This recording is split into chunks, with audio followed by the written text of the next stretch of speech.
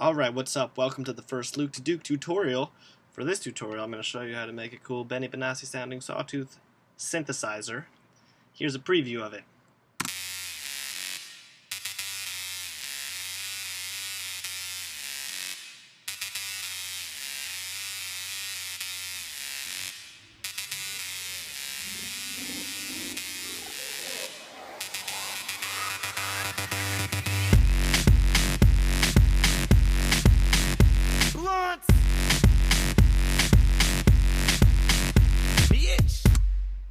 That was dope.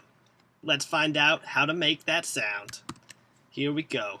I'm going to start off with a little thing I like to call the combinator. What does this do? It combines things.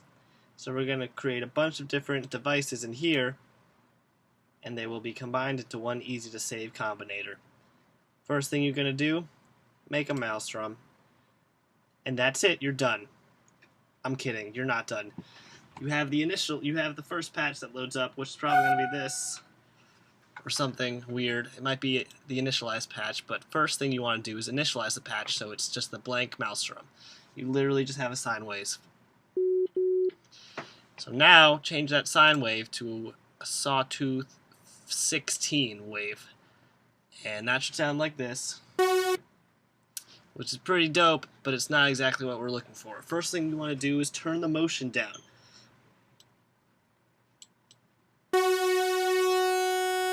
This prevents the synth from moving along the index. And next, we're going to select a certain place in the index where we want the synthesizer.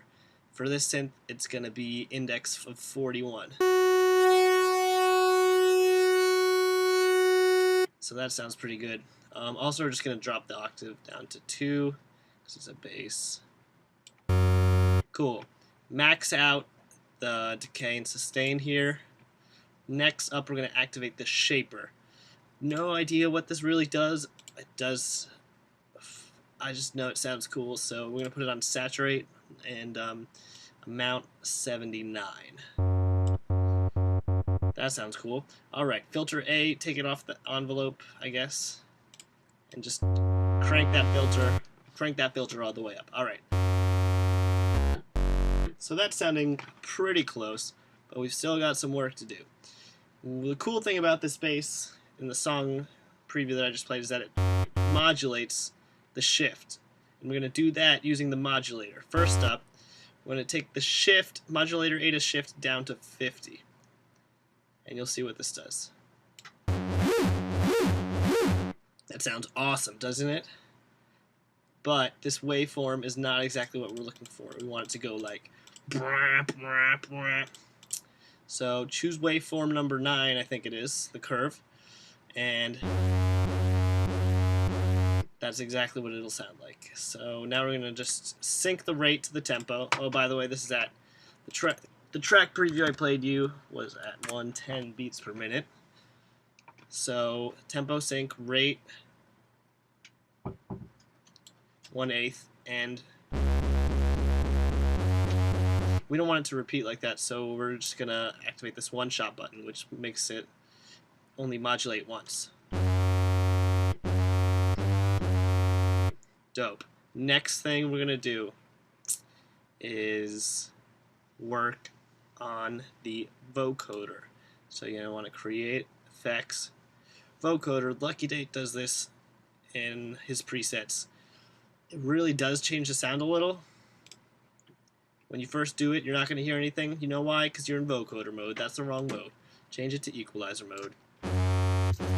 As you can see, it does change the sound a little. It changes it even more when we turn the shift up to 28. Cool. Now let's do the equalizer. First one, I don't know why I have 2 on this synth, but I just do, so deal with it. Low cut, always low cut your synthesizers. Next one, I'm going to activate the low shelf, put the frequency at 106, around 106, I don't really care. Gain 5.1. Q 1.6. Thereabouts. Next, parameter 2. Frequency 39, turn it all the way down. Gain of, what did I say, 8? That sounds good. And then the Q should be at 2.4. Cool, so now you got the low end boosted nicely. Next, we're going to activate parameter 3, put it on, just leave the frequency where it is, but boost the gain to about 8.6 again.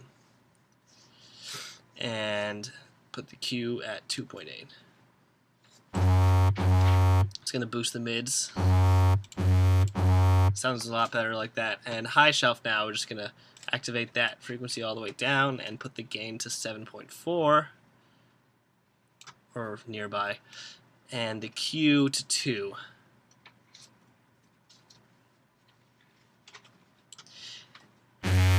So that boosts the highs. And that's sounding a lot better, but we're just going to activate another equalizer, and we're going to turn down the lows. I really should have just turned down the lows on the first one. I don't know why I did this, but whatever, who cares. Frequency all the way down to 30, gain all the way down, and Q, leave it right there. That's fine. Next, parameter 2 or 1, I don't really care. Parameter 1 or 2 you're going to put onto 10 kHz.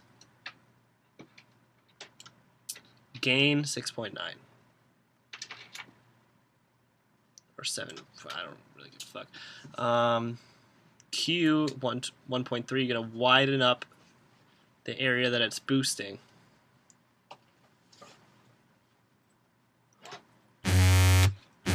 So that boosts the highs even more at the 10K range.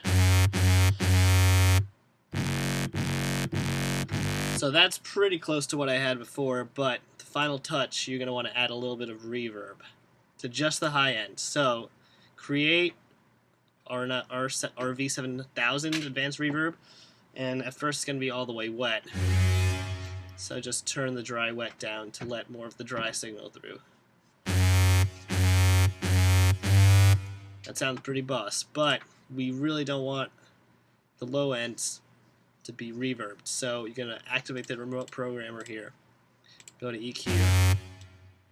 And just cut the lows all the way down. And boost the low frequency up to like 1000. It's going to make sure that only the high frequencies get hit. And there you go, that's the sound. Hope you've enjoyed watching. Stay tuned for more cool tutorials.